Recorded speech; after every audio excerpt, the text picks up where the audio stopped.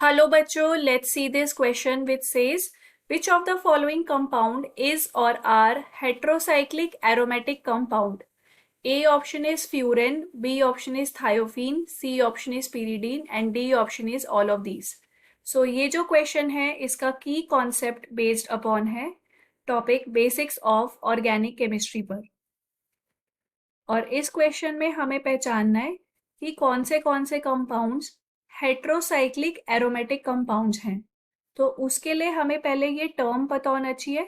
Heterocyclic का मतलब क्या है?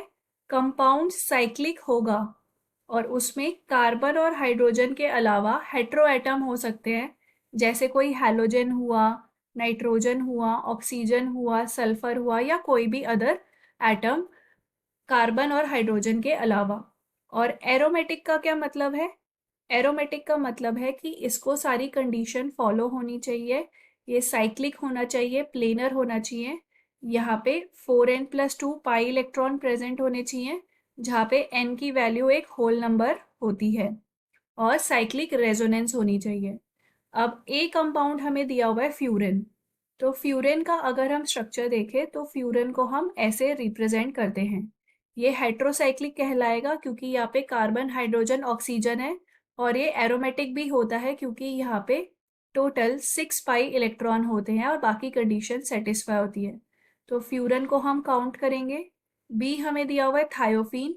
थायोफीन में यहाँ पे सल्फर हो जाता है ऑक्सीजन के अलावा।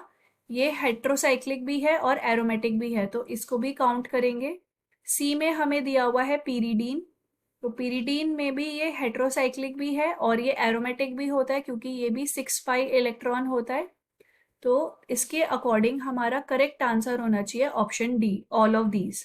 सो आंसर है option D. I hope you understood it well. All the best. Thank you so much.